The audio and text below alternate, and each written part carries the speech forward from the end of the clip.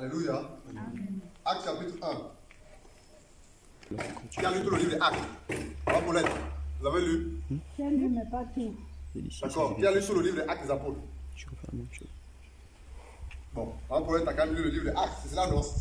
Qu'est-ce que Maman Paulette a compris? Ou qu'est-ce qu'elle peut nous ressentir de ce livre-là?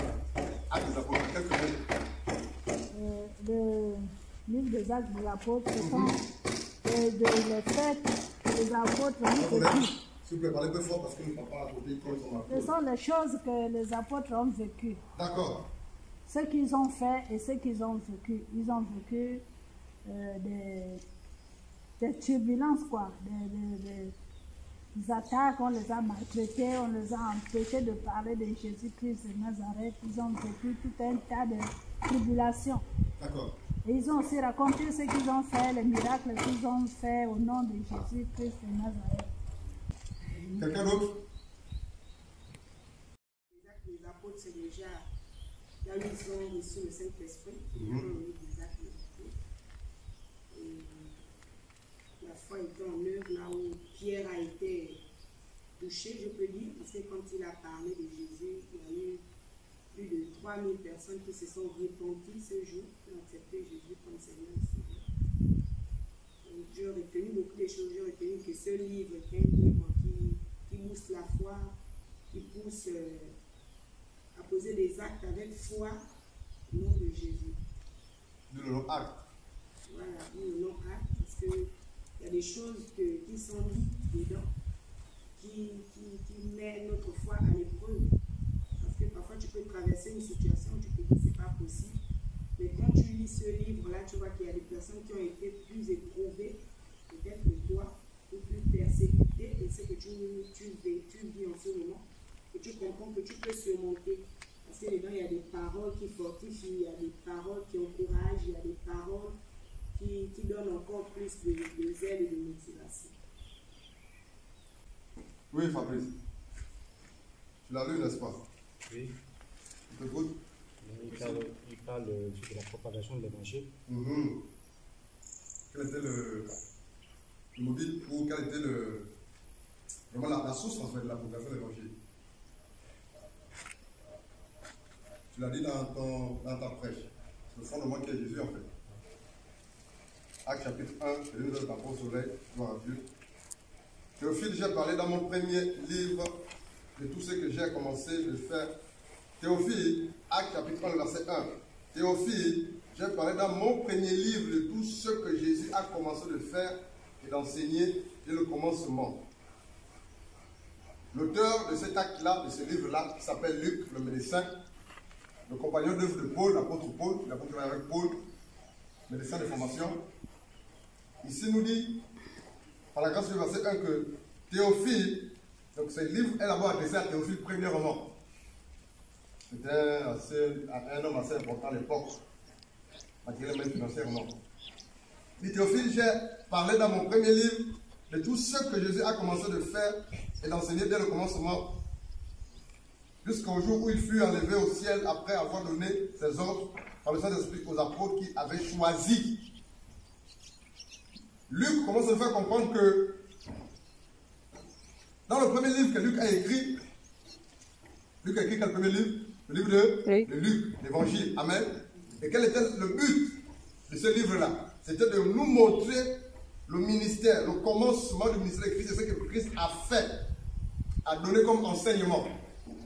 Et c'est clairement expliqué dans Luc chapitre 4, verset 1, le verset 18. Au verset 1 de Luc chapitre 4, la Bible dit là-bas que Jésus, conduit par le Saint-Esprit, va au désert. Alléluia. Et dans Luc 4, verset 18, la Bible dit qu'il était revêtu de la puissance d'en haut et puis là, par la grâce de Dieu, exercer un certain nombre de choses. Il a prêché la bonne nouvelle, conduit par la puissance du Saint-Esprit, il a guéri les malades, par la puissance du Saint-Esprit, il a chassé les démons, par la puissance du Saint-Esprit, il a enseigné, il a exhorté.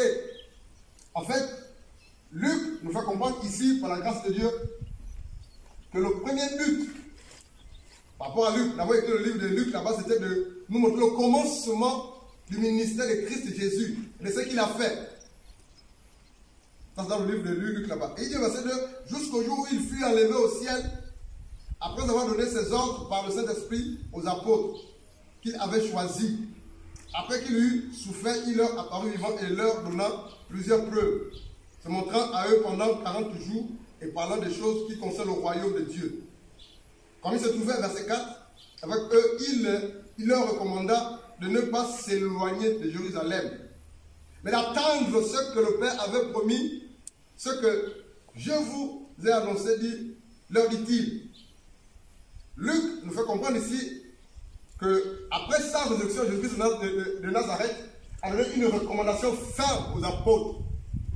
Et qu'est-ce qu'il a dit aux apôtres? N'allez pas loin. Restez à Jérusalem. Restez à Jérusalem. Verset 4. Comme il se trouvait avec eux, il leur recommanda de ne pas s'éloigner de Jérusalem. Parce qu'il voulait faire quelque chose à Jérusalem, par le canal des apôtres. L'église qui venait par la suite. Et là, la Bible nous fait comprendre ici que les apôtres ont obéi. Il y a certaines personnes que Dieu dira, ne t'éloigne pas de cet endroit. Ne va pas loin de cet endroit, reste là. Parce qu'à un certain moment donné de ta vie, je ferai ceci ou cela. J'ai prévu de faire du bien. J'ai prévu de visiter à cet endroit. Quand je parle d'endroit, je parle d'une ville, un pays, une nation, un village, un quartier, etc. Et pour le cas des apôtres et des autres, c'était quoi? C'était où? Jérusalem. Et Dieu a recommandé fermement, ne vous éloignez pas. Restez là. Et lorsque Dieu parle comme ça, ils ne savent pas quand est-ce que la chose devait arriver. Il leur a dit, verset 4, comme il se trouvait avec eux, il leur recommanda de ne pas s'éloigner de Jérusalem, mais d'attendre ce que le Père avait promis. Il y a des choses que Dieu a promises. Ce que je vous ai annoncé, leur dit-il. C'est quand Jean baptisait d'eau, mais vous, dans peu de temps, vous serez baptisés du Saint-Esprit. Et pour que vous bénéficiez de ce Saint-Esprit-là, ne vous éloignez pas de Jérusalem. Frère, on parle du livre des Actes des Apôtres.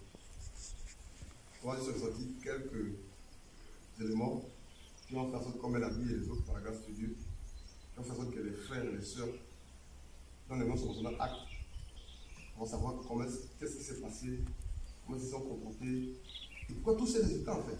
Il y a eu de grands résultats, alléluia, dans les actes, des grands résultats, des résultats extraordinaires, surnaturels. Et le frère, lorsqu'il a commencé à partager, il a touché certains de ces éléments en fait. Et il dit, au verset 6, alors les apôtres réunis lui demandèrent, Seigneur, est-ce que c'est en ce temps que tu rétabliras le royaume d'Israël? Il leur répondit, ce n'est pas à vous de connaître les temps ou les moments que le Père a fixé de sa propre autorité. Il y a des choses que Dieu a fixé de faire avec toi dans ta vie, mais le temps tu ne le connais pas, tu ne le connaîtras pas. Mais si tu persévères, ces choses que le Père a fixées, faire avec toi dans ta vie, si tu persévères, ces choses verront le jour. Il y a certaines choses que Dieu a arrêtées, te concernant, me concernant. Mais pour que les choses que Dieu a arrêtées avant la fondation du monde, concernant ta vie, arrivent ou s'accomplissent, il faudrait que tu obéisses, que tu persévères. Tu écoutes des instructions que Dieu te donne dans le secret. Dieu leur a dit, n'allez pas loin, ne vous éloignez pas, restez là. Frère, si l'un d'entre eux se serait éloigné de cet endroit, il ne devait rien bénéficier. Vrai ou faux? Il ne devait rien bénéficier. 8. Mais vous recevez une puissance de Saint-Esprit survenant sur vous, et vous serez mes témoins à Jérusalem, dans toute la Judée, dans la Samarie et jusqu'aux extrémités de la terre. 9. Après avoir dit cela, il fut enlevé et monté au ciel. Pendant qu'il le regardait, et une nuée le rebat à leurs yeux. Verset 10. Et comme il avait les regards fixés vers le ciel, pendant qu'il s'en allait, c'est-à-dire Jésus, pendant qu'il montait au ciel, sans le secours d'aucune main, voici 2 hommes vêtus de blanc leur apparus, c'est des anges. Et dire, hommes galiléens, pourquoi vous arrêtez-vous à regarder au ciel? C'est Jésus qui a été enlevé au ciel, du milieu de vous, viendra de la même manière que vous l'avez vu aller au ciel. Verset 12. Alors il retournait à Jérusalem, la montagne appelée les Oliviers, qui est près de Jérusalem. Ils ont écouté en fait, ils ont obéi, pardon, à la distance d'un chemin de sabbat. Verset 13. Quand ils furent arrivés, ils montèrent dans la chambre haute, où ils se tenaient d'ordinaire. C'était qui? Les apôtres, Pierre, Jean, Jacques, André, Philippe, Barthélemy, Matthieu, Jacques, fils d'Alphée, Simon le Zélote et Jude, fils de Jacques. Tous, verset 14, d'un commun accord, persévéraient dans la prière avec les femmes et Marie, mère de Jésus, et avec les frères de Jésus. Verset 15. En ce jour-là, Pierre se leva au milieu des frères. Le nombre de personnes réunies était d'environ 120. Il dit, hommes frères, il fallait que s'accomplisse ce que le Saint-Esprit, dans l'Écriture, a annoncé d'avance, par la bouche de David, au sujet de Judas, qui a été le guide de ceux qui ont saisi Jésus. Verset 17. Il était compté parmi nous et il avait part au même ministère. Il avait part au même ministère que les apôtres. Verset 18. Cet homme, ayant acquis un champ avec le salaire du crime, est tombé, s'est rompu par le milieu du corps et toutes ses entrailles, cela, se sont répandues. Verset 19. La chose a été si connue de tous les habitants de Jérusalem, que le chant a été appelé dans leur langue Al-Keldama, c'est-à-dire chant du son. Verset 20. Or, il est écrit dans le livre de Psaumes, je vais lire tout le livre de Acte 1, que sa demeure devienne déserte et que personne ne l'habite et qu'aucun prenne sa charge. Il faut donc que parmi ceux qui nous ont accompagnés tout le temps que le Seigneur Jésus a vécu avec nous, depuis le baptême de Jean jusqu'au jour où il a été enlevé du milieu de nous, il en est un qui nous soit associé comme témoin de sa résurrection. Verset 23.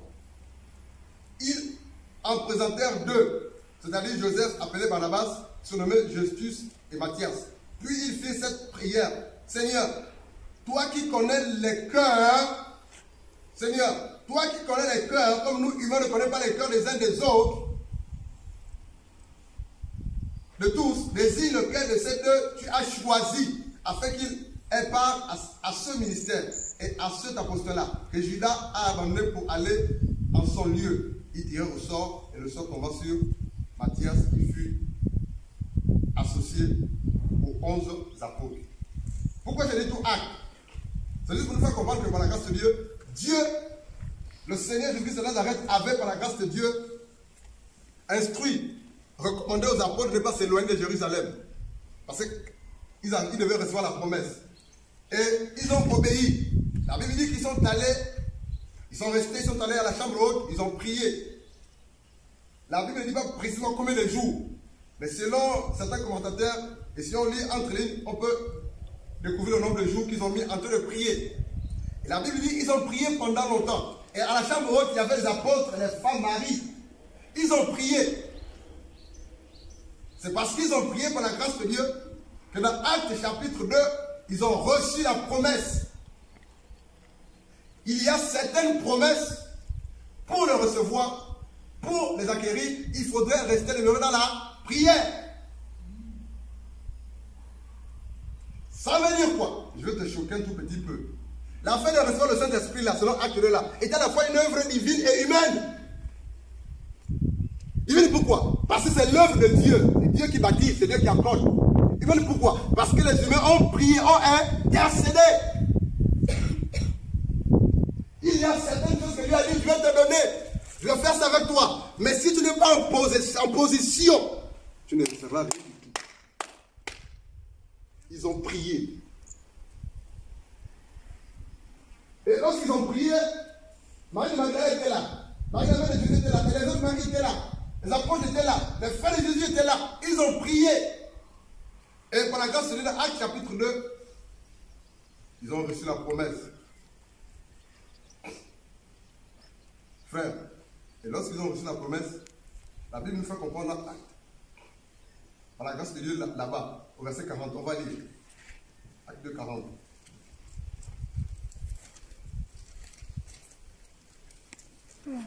Acte 2, 40, verset 37 à 40. Je vais lire.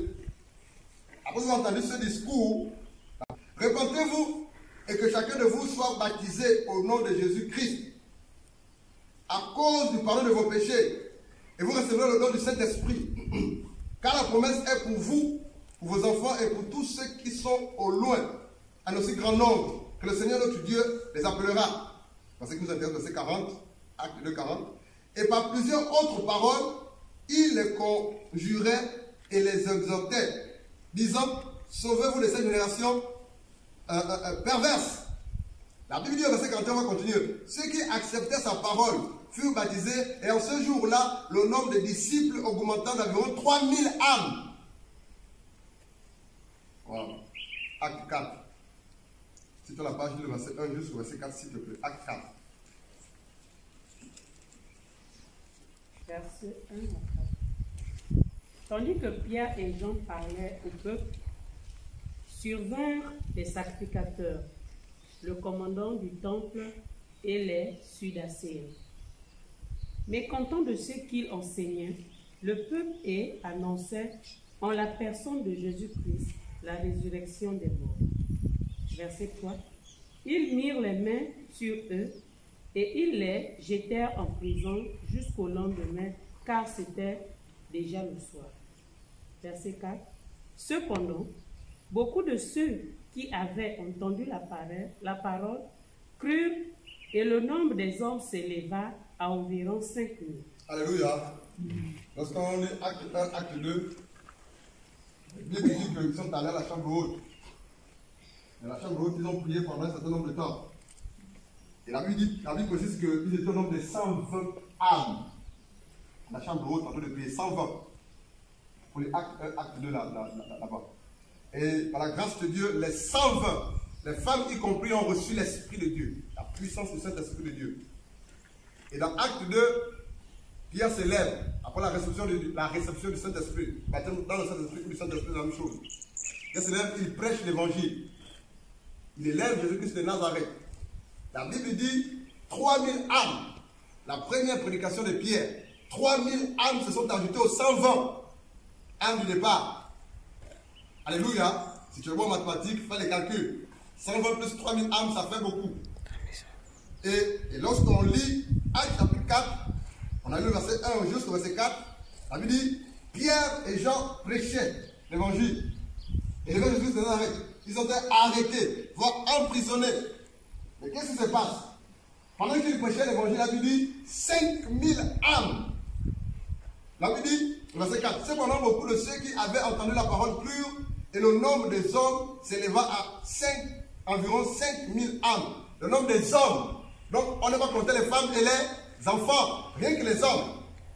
Et la question qu'on se pose, c'est, mais qu'est-ce qui s'est passé pour que la première prédication de Pierre parte de 120 à 3000, et de 3000 associés aux 120 âmes, 5000 hommes, sans compter les femmes et les enfants. Qu'est-ce qui s'est passé?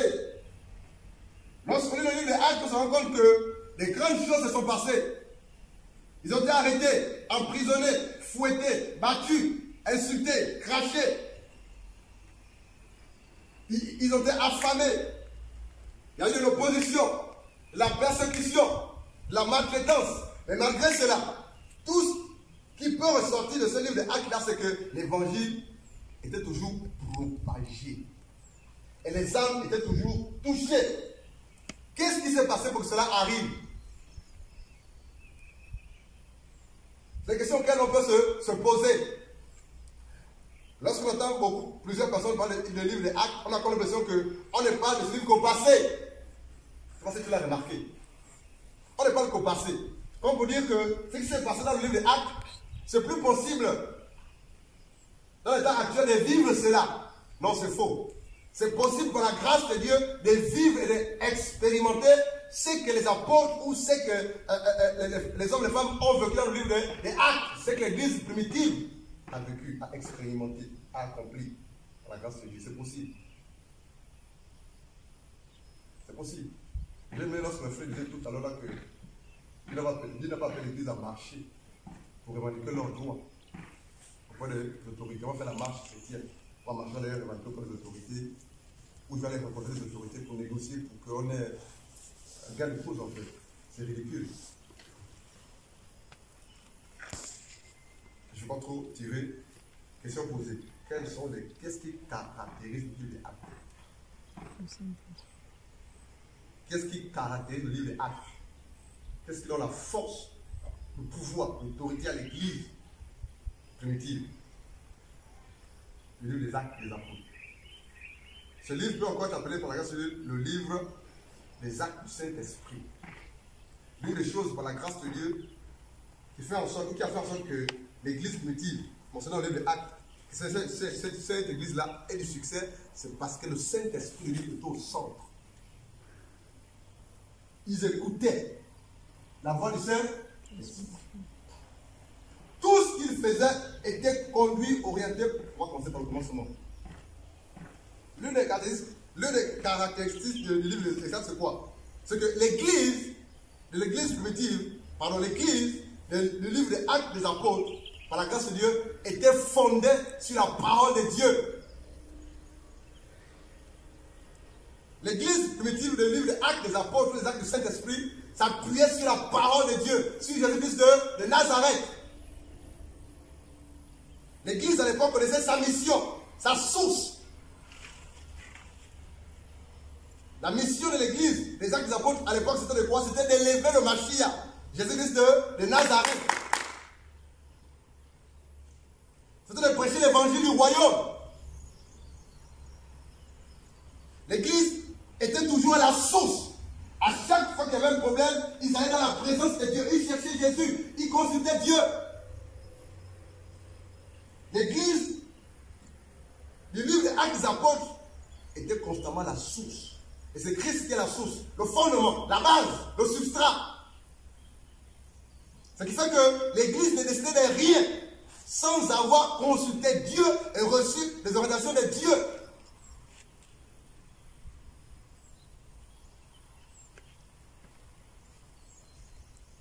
Frère, lorsqu'on regarde ce qui se passe actuellement dans notre pays, on a comme l'impression que...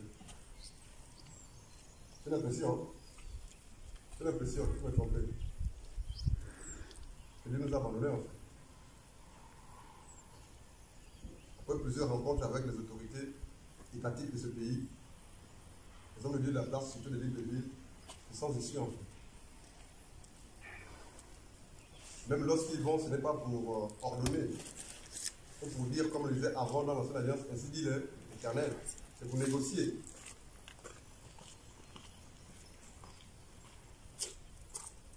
Or, lorsqu'on lit par la grâce de Dieu l'histoire de Moïse, on se rend compte que lorsque Dieu avait envoyé Moïse là chez le pharaon, Moïse allait simplement leur dire quoi, pharaon? Laisse partir le peuple de Dieu.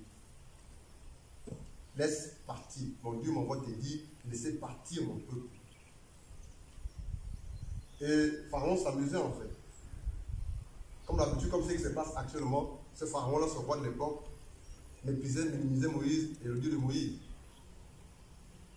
Mais à chaque fois que Dieu demandait à Moïse de repartir voir Pharaon, tout accompagné de signes et des miracles. Pharaon reconnaissait que Dieu était avec Moïse. Il jouait aux orgueilleux. Mais plus tard, il a lâché prise. Parce qu'il a vu la grandeur du Dieu de Moïse. Moïse n'est pas allé négocier, frère. Moïse n'est pas allé s'asseoir avec Pharaon pour dire on fait vous appelez comment? Un cahier de charge. C'est pour ça que vous appelez ça. Aidez-moi, c'est ça. Un cahier lourd, et puis on va dire voilà quoi. Non, il allait dire laisse partir le peuple de Dieu. Donc l'église, le livre des Actes des Apôtres, c'est accroché à la source, le fondateur. L'église cherchait Dieu. Ce qui fait que c'est parce qu'il cherchait Dieu, il s'accrochait à Dieu, il dépendait de Dieu. L'église n'avait peur de rien. C'est-à-dire les apôtres, Pierre, Jacques et les autres n'avaient peur de rien. À tel point que lorsqu'on les arrêtait, ils savaient que le même Dieu qui les a mandatés, qui les a choisis, va agir. Va agir.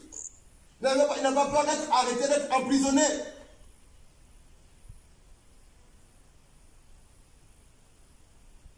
Et lorsqu'ils étaient en face de ces autorités à l'époque-là, les chefs religieux, les sacrificateurs, les souverains sacrificateurs à l'époque, je parle des apôtres, de l'église primitive, frère, disaient simplement la parole.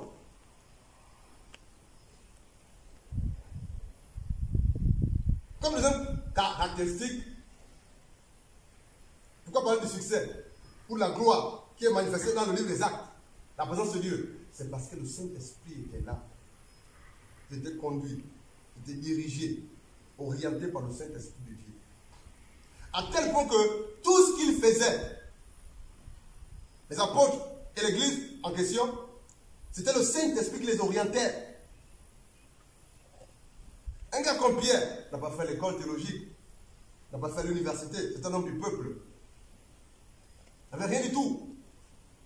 Mais en quoi était-il différent des autres hommes? Ce n'est pas des Pierre comme les autres apôtres. C'est parce que l'Esprit de Dieu était en lui. À tel point que, on va lire exemple, Actes chapitre 16, allons-y, Actes chapitre 16. Actes chapitre 16. Je demande au verset 6 et 10. Je vais lire pour gagner un temps. Actes chapitre 16, verset 6 et 10.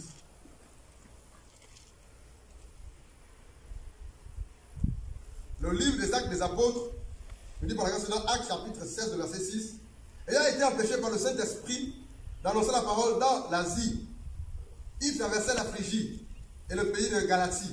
7. Arrivé près de la Mysie, il se disposait à entrer en Bithynie. Mais l'Esprit de Jésus ne le permit pas. Ils franchirent alors la Mysie et descendirent à Troas. Verset 9. Pendant la nuit, Paul eut une vision. Un Macédonien lui apparut et lui dit, et lui fit cette prière. Passe à Macédoine, secours-nous. Après cette vision de Paul, nous cherchâmes aussitôt à nous rendre à Macédoine, concluant que le Seigneur nous appelait à y annoncer la bonne nouvelle. Nous nous rendons compte de par la grâce que dans ce livre-là, les apôtres ou l'Église ne faisaient rien sans que l'Esprit de Dieu leur avait conduit. En fait. Ils étaient conduits par l'Esprit de Dieu, dirigés par l'Esprit de Dieu. À tel point même que le Saint-Esprit a empêché à ces hommes-là, parlant de Paul et les autres, d'aller prêcher l'évangile dans telle ou telle localité.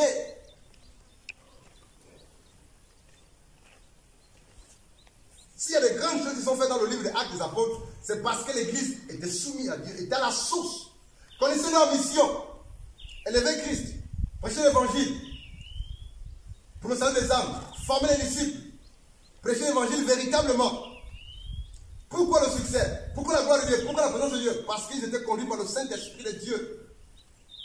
À tel point même que, pour choisir celui qui devait remplacer Judas, il a fallu qu'il consulte Dieu.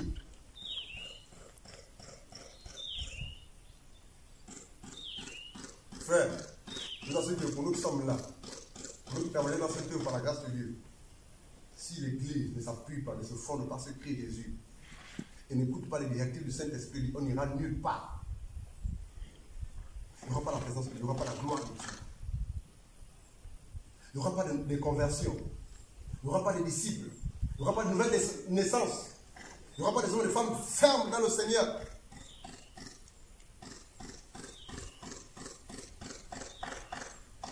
Même s'il y a la bonne motivation. Mais si on ne s'appuie pas sur Jésus-Christ de Nazareth, s'il n'y a pas la crainte de Dieu, si l'Église que nous sommes, le corps de Christ, n'a pas pour fondement et appui Christ Jésus, on n'ira nulle part. On passera un palier d'échec en échec. Lamentation, lamentation. Déception, déception.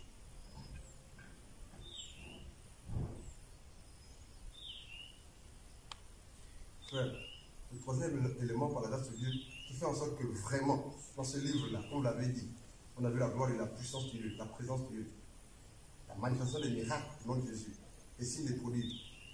C'est parce que les disciples, l'église primitive à l'époque, avaient une vie de prière. Acte chapitre 4, allons-y. Acte chapitre 4. Allons-y, Acte chapitre 4. Je vais lire à partir du verset 1.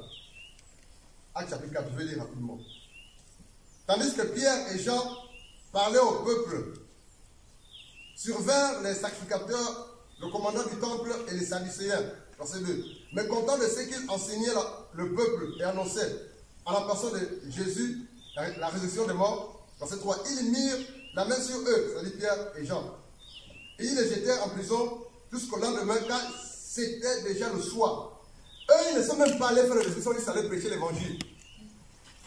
Pour toi qui te lèves là, et qui vas dans le marché, tu vas dans les maisons, dans les carrefours, à la télé, à la radio, on peut t'arrêter. Parce que tu prêches l'évangile de Jésus. Parce que le nom de Jésus dérange. Tu n'as rien fait. Tu n'as tué personne. Tu n'as pas détourné, tu n'as pas volé les biens publics, les deniers publics. Parce que ceux qui le font ne sont même pas arrêtés.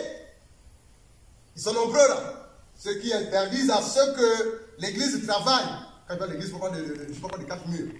C'est qu'ils mettent des principes compliqués là. Des contraintes difficiles. C'est des francs-maçons, c'est des rosicruciens. Et ils se réunissent dans leur loge, matin, midi et soir. Ils se saluent. Ils s'embrassent même. Mais quand il s'agit de Dieu, l'église, ils disent non, ne priez pas. Ils mettent des barrages. Mais eux d'abord, c'est des francs-maçons, c'est des rosicruciens, c'est des satanistes. Mais maintenant, si toi qui t'élèves là et qui parle de Jésus, s'il n'y a pas la crainte de Dieu, s'il n'y a pas le mandat de Dieu, on va t'arrêter. Et c'est parce qu'on va t'arrêter si tu n'es pas engagé, frère. Là, tu vas renoncer, tu vas dire non, je me suis trompé. Pardonnez-moi. Parce qu'on va t'arrêter. C'est ce qui s'est passé en fait. On les a arrêtés. On les a emprisonnés. Parce qu'ils ont prêché l'évangile. Mais les sorciers, les francs-maçons, les pédophiles, les homosexuels, les francs-maçons, ceux qui font les crimes rituels, ils sont libres. Mais toi, c'est parce que tu parles de Jésus, que tu vois les âmes être sauvés, on t'arrête.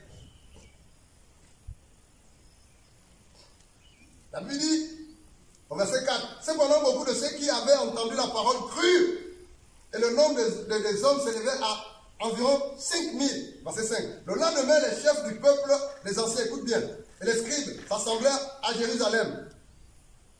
Le tribunal juif, le Sanhédrin, a été ouvert. Vous jugez qui? Jean et Pierre. Verset 6. Avec un souverain sacrificateur, Caïphe, Jean, Alexandre, et tous ceux qui étaient de la race de principaux sacrificateurs, ils firent placer au milieu d'eux Pierre et Jean, et leur demandèrent, par quel pouvoir, au nom de qui avez-vous fait cela? Un miracle avait été fait. Ces vieux malades paralysés avaient été guéris. Ils ont prêché l'évangile. Verset 8. Alors Pierre, rempli de cet esprit, leur dit, chef du peuple ancien d'Israël, puisque nous sommes interrogés aujourd'hui sur un bienfait accordé à un homme malade, afin que nous disions comment il a été guéri, sachez-le tous, et que tout le peuple d'Israël le sache. C'est par le nom de Jésus-Christ de Nazareth que vous avez crucifié et que Dieu a ressuscité des morts. C'est par lui que cet homme se présente en pleine santé devant vous. La Bible, verset 13, on va sauter. Lorsqu'ils virent l'assurance de Pierre et des gens, ils furent étonnés, sachant que c'était des hommes du peuple, sans instruction, et ils reconnurent pour avoir été avec Jésus. Verset 14. Mais comme ils voyaient là près d'eux, l'homme qui avait été guéri, ils n'avaient rien à répliquer. Frère, vous voulez voir les autorités de notre pays, votre pays fléchir genoux. Nous voulons voir les autorités confesser que Jésus. Manifestons la gloire de Dieu. Mais pour que la gloire de Dieu soit manifeste dans ta vie et dans ma vie, ou dans l'église de Christ, concernant le Gabon, il faudrait que vous et moi on s'appuie sur Jésus-Christ de Nazareth, qui est la fondation véritable. Il faudrait que l'on soit ferme, que l'on soit des critiques, des murmures, de la légèreté, des compromissions. Tu n'as même pas prié ce matin, tu oses dire Seigneur, guéris-moi ou bien fais ton miracle. Même pas 15 minutes dans la présence de Dieu, dans la prière. Et quand les gens parlent de ce qui se passe, tu es le premier à ouvrir ta bouche. En étant comme on est dur, hein? Mais réponds-toi d'abord, tu es léger. Dans tout ce que tu fais. Mais c'est normal que l'État décide de telles choses parce que tout le monde est léger. On n'est pas ferme. Il ne voit pas nous les disciples. Il ne voit nous la gloire de Dieu. La détermination, l'engagement, le sérieux. Il n'y a rien de cela. Au contraire, il voit en nous des hommes qui sont en train de faire allégeance et compromission. Tous les jours, ils demandent pardon à Dieu pour la même chose.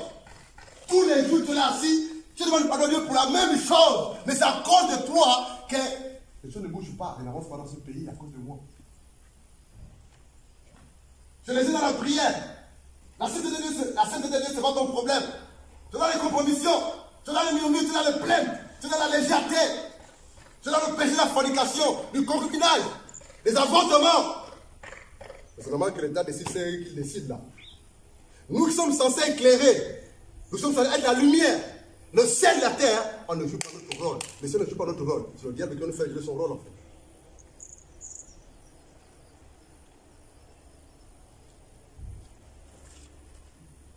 On s'habille légèrement, mais on prie depuis des années. On s'habille légèrement, mais on prie depuis des années. On ne veut que les bénédictions de Dieu. On veut te marier, on va avoir du travail, on va avoir une maison splittée, on veut investir. Mais dans le péché, dans la légèreté. Mais lorsque l'État prend des mesures difficiles face à nous, on se plaint. Au contraire, on doit se réjouir. C'est de notre faute, tout ce qui arrive dans ce pays. On le prévient.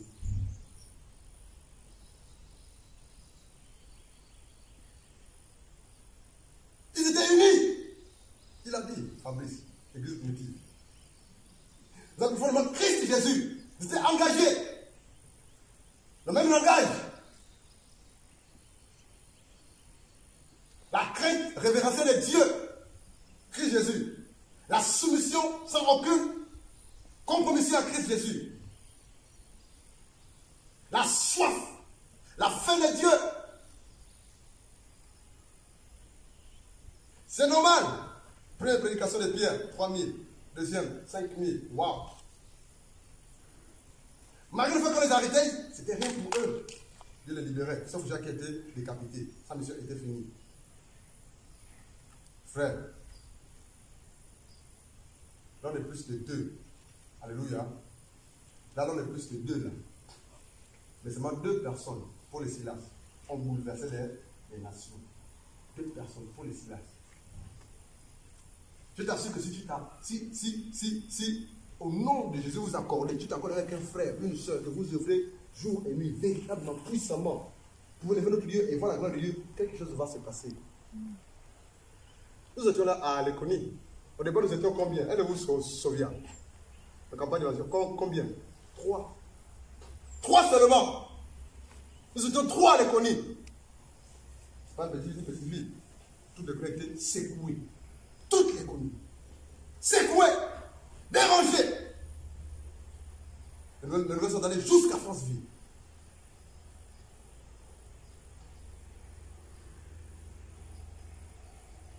Mais pour les Silas, 2 seulement. Ils ont mis tout de côté. La prière. Et la Bible dit, précisément au verset 18, on va continuer, on parle de la prière. Ça faisait partie de leur leitmotiv, leur pilier. La prière. Tu as du mal à prier. Tu as du mal à prier. Tu as du mal à t'enfermer pendant un peu de temps, à genoux, assis ou allongé ou debout, pour crier, parler à ton Père. Or, c'est la prière par la grâce de Dieu qui décante, qui ouvre, qui déverrouille les portes au nom de Jésus. C'est la prière au nom de Jésus qui secoue le port des ténèbres. C'est la prière au nom de Jésus qui demande à ce que Dieu puisse agir. Mon peuple est en bas, crie à moi. Je suis assis sur le trône, c'est Dieu qui parle. Ils ont besoin de telle ou de telle chose. Ceux qui crient à moi, mon peuple est fidèle, et me craint, est sanctifié. Je suis obligé d'agir. On ne prie pas. L'église ne prie pas. Tu ne pries pas assez. On ne prie pas. Quand on parle de prier, le temps de prière, il y a 2 ou 3 qui viennent. On ne prie pas. Mais qu'est-ce qui s'est passé après? La Bible dit au verset 18, Acte 4, 18. Et les ayant appelés, ils leur défendirent absolument de parler et d'enseigner au nom de Jésus. Ils sont allés très loin en fait, eux, ces sacrificateurs-là, les chefs religieux de l'époque. Pierre et Jean leur répondirent, Dieu va nous réveiller ce soir. Jésus est juste devant Dieu, de vous obéir plutôt qu'à Dieu. 20. Car nous ne pouvons pas ne pas parler de ce que nous avons vu et entendu. Pierre et les autres ont dit à ces gars-là, à ces chefs religieux, à ces souverains sacrificateurs, tu ne peux pas, vous ne pouvez pas nous empêcher de parler de Jésus. Pourquoi? Parce que je ne peux pas m'empêcher de parler de ce que j'ai vu, ce que j'ai entendu.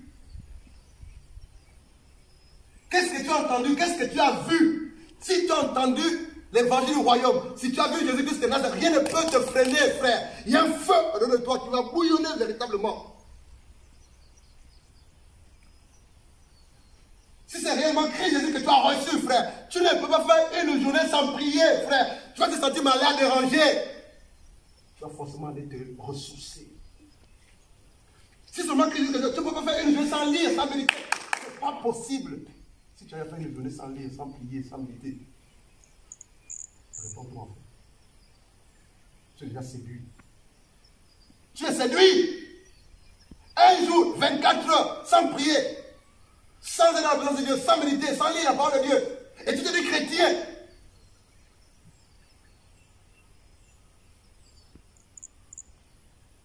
Tu es malade spirituellement. Tu cours dans le travail, tu cours dans tes chantiers, tu cours dans tes activités, mais tu abandonnes l'essentiel, tu oublies l'essentiel. Toi, chrétien, enfant de Dieu, tu es malade spirituellement. Et lorsque l'État décide, envoyer les dîmes, les efforts à telle monnaie, vous plaignez, ils veulent que l'église. Mais tu fais quoi? Je fais quoi? Lorsque l'État dit qu'il y a que 30 personnes, peut-être plus que de 30. Eux aussi ils abusent. Mais qu'est-ce que tu fais? Qu'est-ce qu'on fait pour qu'ils n'abusent pas?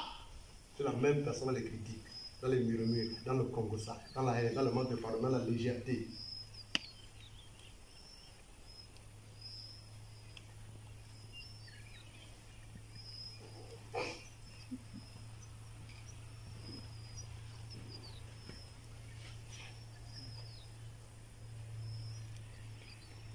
La Bible dit dans Actes chapitre 4, verset 21. 20, pardon, Acte 4, 20. Car nous ne pouvons pas ne pas parler de ce que nous avons vu et entendu, frère. Frère, c'est la vérité.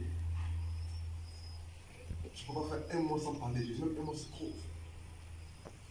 Ce n'est pas possible. Je ne peux pas faire 2 jours sans vraiment aller dans la présence de Dieu. À la prière.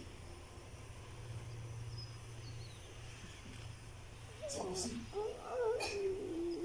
Si tu es enfant de Dieu, tu as reçu l'Esprit de Dieu, le Saint-Esprit de Dieu, et les choses avec lesquelles on ne s'amuse pas. La vie de prière, la vie de sainteté, la vie d'obéissance, la vie de soumission à Dieu, à la parole de Dieu. La vie de méditation. Parce que ce sont ces choses qui ont fait de toi un enfant de Dieu distingué des autres. Et dans le monde des ténèbres, la puissance des ténèbres ne pourront rien faire contre toi.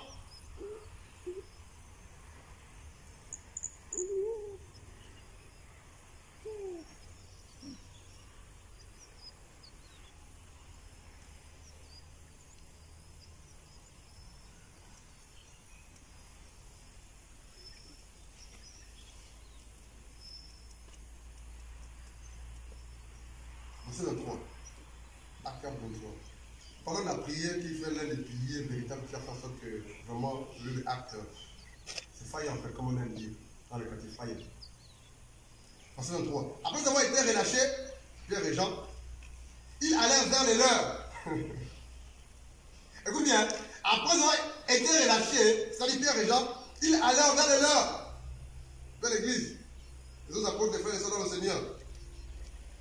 Et racontèrent tout ce que les principaux sacrificateurs et les anciens leur avaient dit. Verset 24. La Bible dit, lorsqu'ils l'eurent entendu, ils élevèrent à Dieu la voix. Tous ensemble disent, Seigneur, toi qui as fait le ciel et la terre, la mer et tout ce qui s'y trouve, c'est toi qui as dit, par le Saint-Esprit, par la bouche de notre Père. Ça c'était David. Pourquoi cette tumulte-là? Ils ont prié un temps de prière. La Bible ne dit pas comme le temps ils ont prié. C'est ça qui est vrai, la Bible dit qu'ils ont prié jusqu'à ce que Dieu leur a exaucé. Donc, ils ne se sont pas arrêtés de prier parce qu'ils étaient menacés. Il y avait une opposition, la persécution. Ils n'ont pas marché. Ils sont allés se plaindre auprès des sacrificateurs, ou des sacrificateurs, ou des chefs religieux.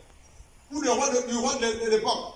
Ils se sont retirés en communauté, à un endroit. Ils ont crié à Dieu, Seigneur, toi tu nous as dit, prêchez ma parole. Nous on a prêché ta parole, on prêche ta parole. Mais regarde les autorités, regarde les administrateurs, ils nous empêchent, ils nous arrêtent. Mais toi, que fais-tu? Que dis-tu? La Bible dit,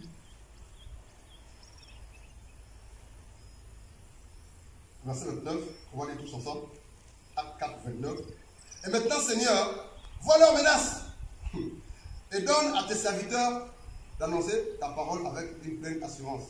Et étends ta main pour qu'ils se fassent des guérisons, des miracles et des prodiges. Pour le nom de ton saint serviteur. Quand ils eurent prié, le lieu où ils étaient assemblés trembla.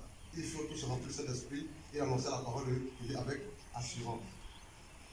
Faire la prière au nom de Jésus-Christ de Nazareth. C'était la logique quotidienne, matin, midi et soir. Les apôtres et de l'église primitive de l'époque. Ce qui fait que c'est parce qu'ils accordaient plus de temps dans la prière que lorsqu'ils sortaient, lorsqu'ils se levaient, lorsqu'ils parlaient les autorités qui s'opposaient, qui les menaçaient, voyaient en eux la gloire de Dieu. La présence de Dieu. À tel point que même lorsqu'on les arrêtait, ils étaient relâchés. Soit miraculeusement, ou par l'intervention de Dieu lui-même, ou des anges. On ne prie pas assez.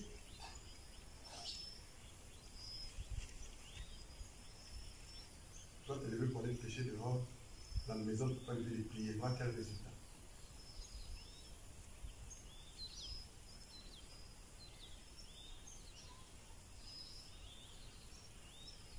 Quel résultat?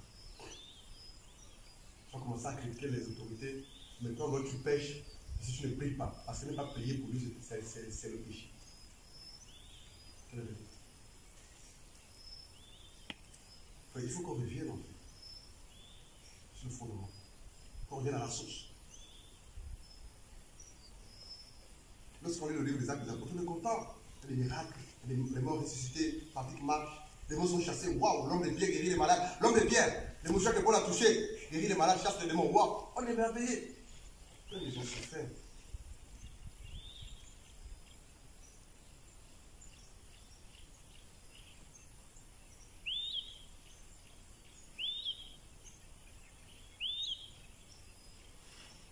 Prière. Depuis combien de temps tu vas prier sérieusement avec autorité? Depuis combien de temps? Pour ce quand la dernière fois que tu as prié, et quand tu as prié, tu as dit ma fille, tu n'as rien. Ou quand tu as prié à la fin, le diable t'a dit là, tu m'as dérangé. Tu as pris du terrain. Combien de temps?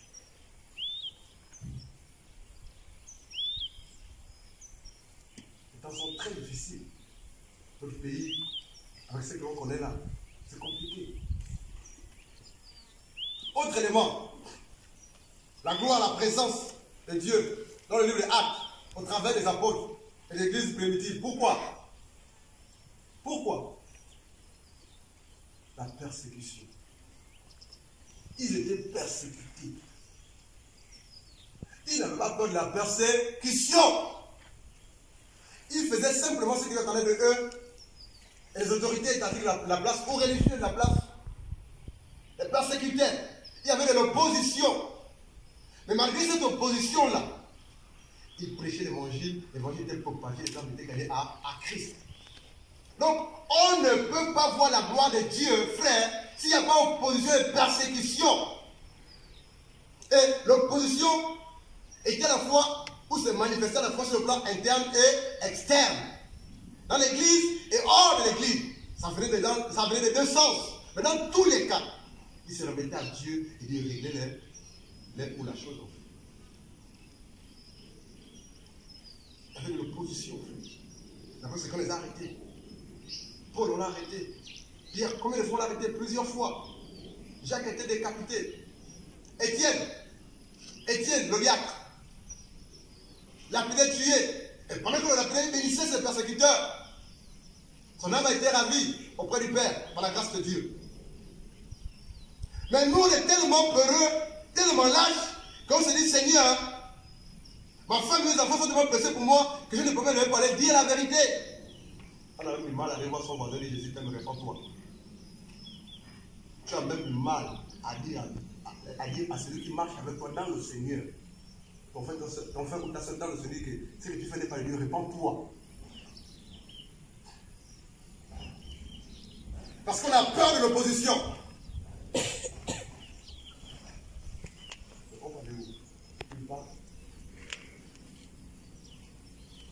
Aucune personne dans ce pays-là, si les chrétiens est d'accord avec tout ce qui se passe dans ce pays concernant les musiques que l'État prend, donc faux.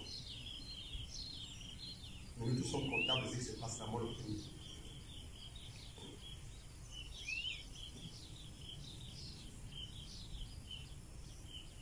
Ce matin, je m'ai beaucoup interpellé pour lire les actes des apôtres, ou actes du Saint-Esprit.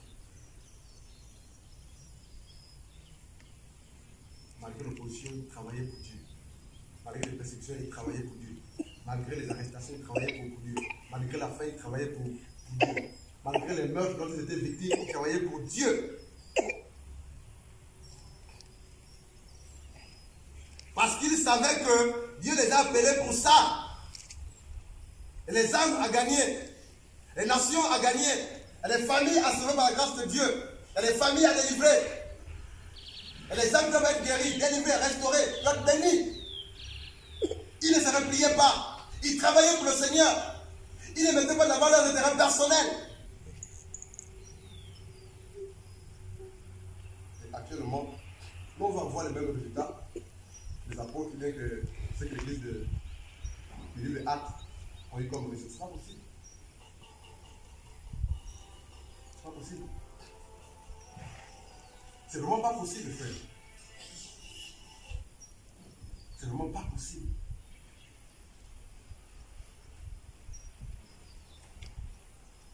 On doit se repentir. On doit se repentir. Nous sommes des chrétiens qui font des choses et nous n'appliquons pas pleinement ce que nous disons. Nous sommes des chrétiens qui avons des Bibles dans nos maisons, dans nos téléphones. Nous n'appliquons pas les versets bibliques. Nous sommes des chrétiens qui vont être bénis sans obéissance. Nous sommes des chrétiens qui veulent voir la gloire de Dieu sans soumission à ce Dieu-là.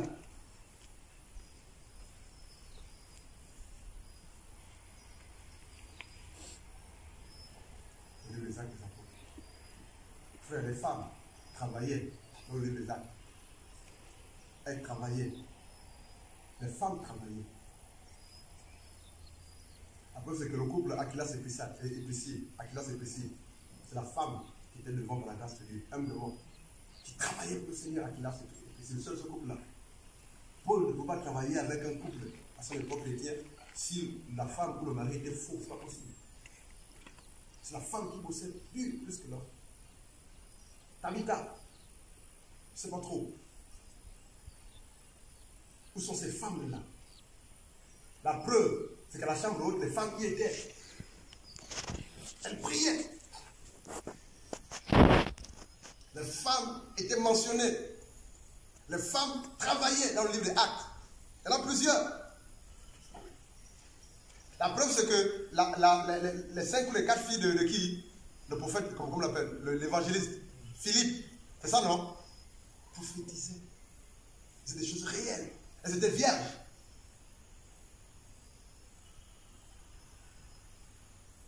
Où sont ces femmes-là, en fait? Qui prient, qui crient à Dieu, qui cherchent la face de Dieu. Qui sont chrétiennes, oui, mais qui sortent de la mode, de la légèreté. Tu as les formes, tu portes un pantalon collant ou serré. Et tu dis chrétienne. Tu as les formes, tu portes un vêtement qui montre tes sous-vêtements. Tu te dis chrétienne. Et ça a pris depuis des années, depuis des mois. On a un problème. Et quand on te réprimande, tu dis non, le frère abuse. Blancheur est dur. Pourquoi tu ne vois que mes formes? Habille-toi bien. C'est compliqué en fait. L'église de Dieu n'a pas de problème. Mais ce sont les humains qui font partie là, qui ont des problèmes. La question c'est celle-ci. Si Jésus-Christ revient entre temps, est-ce que toi, moi, va te sauver? Pose-toi la question. Si Jésus-Christ vient maintenant, là où nous sommes là, est-ce que moi qui vous parle, je vais te sauver? Est-ce que toi qui m'écoutes, tu vas te sauver? Parce que la finalité, c'est le royaume. C'est le ciel. C'est le paradis. Tes projets vont rester. Les projets vont rester. Tes fiançailles vont rester. Ton argent va rester. Tes études vont rester. Ton travail va rester. Tout va rester. Si Christ vient entre temps là, frère, soeur, maman, frère, est-ce qu'on va monter avec lui?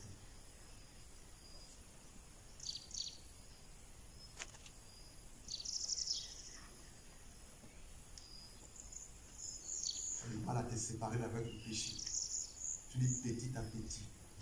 Quand tu dis petit à petit là, tu te dis que tu fais partie du corps de Christ de l'Église. Il faut que tu t'exclues toi-même à cause de ton péché.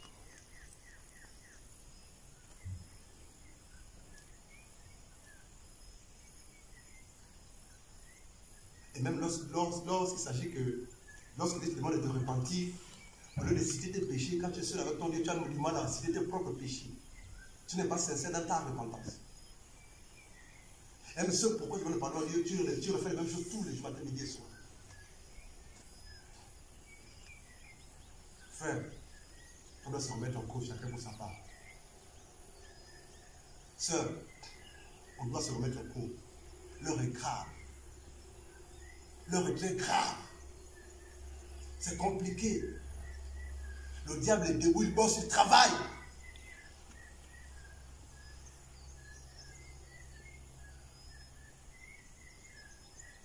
Le diable travaille.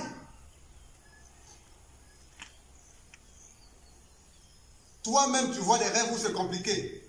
Toi-même, Dieu te montre des choses dans ta vie où ta famille c'est compliqué. Toi-même, dans tes rêves, tu vois que tu es persécuté. Le diable te cherche matin, midi et soir. Toi-même, tu vois. Dieu te montre ça. Mais malgré ça, pour sortir de ces rêves-là, tu as eu du mal à décider de suivre Jésus de Nazareth de manière radicale. Toi-même, tu sais que tu es pourchassé par le diable. Toi-même, tu sais que l'enfer est réel et sérieux. Mais tu t'amuses toujours avec ton péché. Tu es distrait, distraite. Non seulement tu es distrait, mais tu aussi distraire les autres.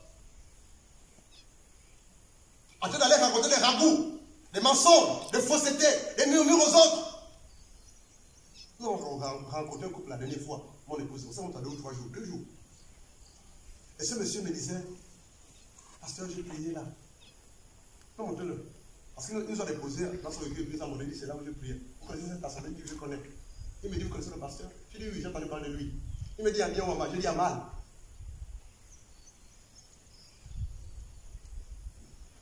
Je t'ai donné des membres de répondre aussi radicalement. Il me dit, tu sais pourquoi je suis parti là-bas? Parce qu'il dit, j'étais dans le monde. C'est un cas de problème. Il dit, j'étais dans le monde. J'ai fait la rue, j'ai fait ci, j'ai fait cela. J'ai fait des choses compliquées dans la rue, dans le monde. Mais ce que j'ai trouvé à l'église, c'est même pire que le monde où j'étais.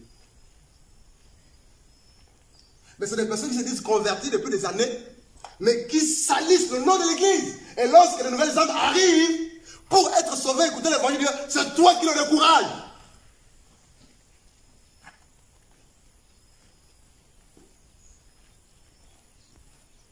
Tu as vu tel, il a fait ça. Tu as vu tel, il a dit ça. Tu as vu tel, il a fait ça. Tu parles de tout, sauf de ton péché, matin, midi et soir. Tu parles de tout, sauf de ton péché. Et du coup, il a quitté l'église, il a abandonné. Il est parti à fond.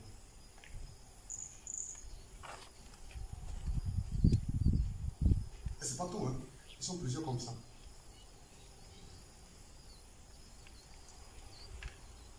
Au Congo, ça, la légèreté, les murmures, les plaintes. Tu vois le péché de l'autre, mais tes péchés, tu ne vois pas. Tu vois la paille qui est dans la poudre de ton frère, mais la poudre qui est dans ton œil, tu ne vois pas. Oh, tu la vois, la poudre qui est dans ton œil. Et c'est ça le problème de l'église actuellement. Où est-ce qu'on veut aller? Ce qui se passe actuellement dans notre pays, dans nos interpellés, tous Si tu es chrétien, je le suis. Tu vas t'interpeller, ce qui se passe. C'est un message fort de la part du Seigneur. Que les autorités nous font ça dur, très dur.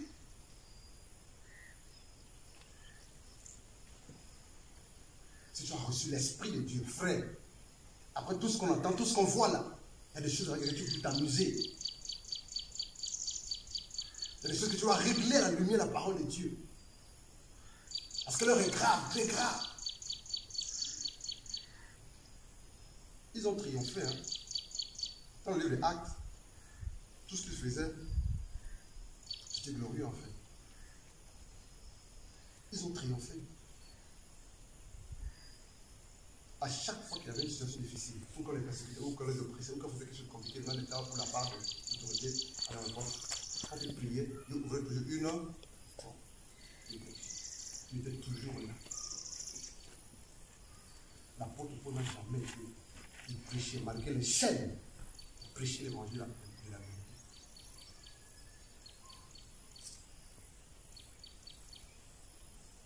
Nous sommes à quelle époque?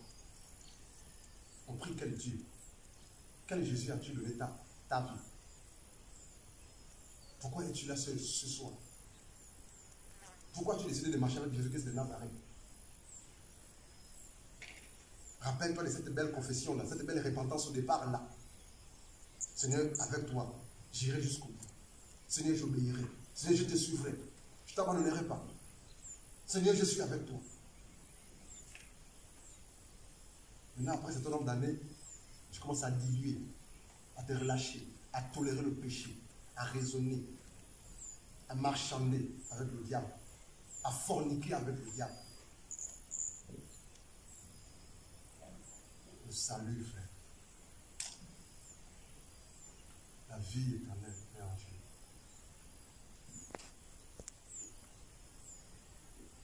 Arrête de te laisser distraire par le monde et par le diable, et par les faux frères, par les fausses sœurs.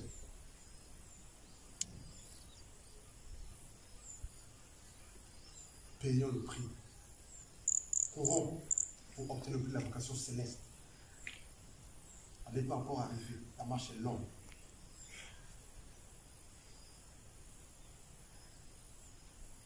Alléluia. Amen. Chacun pour savoir, c'est répondre au nom de Jésus.